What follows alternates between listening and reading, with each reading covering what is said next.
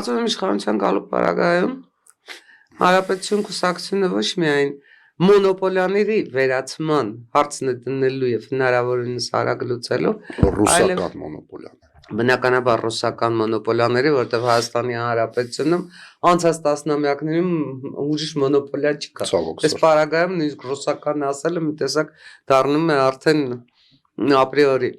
Ես կարծում եմ, որ Հանրապետություն կուսակցությունը նաև բազում այլ խնդիրներ է դնելու եւ լուծելու, որովհետեւ ունի այդ լուծման մեխանիզմներն ու ժամանակացույցը, եւ այդ խնդիրների համախումբը կոչվում է ահինգ։ Եվ այդ ահինգի մեջ ներառված է նաև գյուղատնտեսության եւ ջրային տնտեսության նախարարության վերստեղծումը կամ նոր ստեղծումը, բոլորովին վերջերս մենք փաստի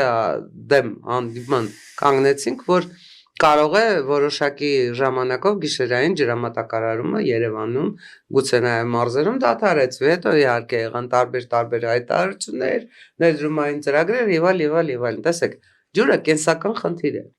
Ջուրը կենսական խնդիր է ամբողջ աշխարհի համար։ Եվ ես չգիտեմ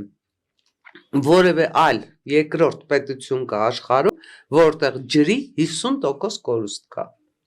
Մենք սա ֆիքսում ենք։ Չէ, ես ասում եմ պաշտոնական տվյալները։ Մենք սա ֆիքսում ենք։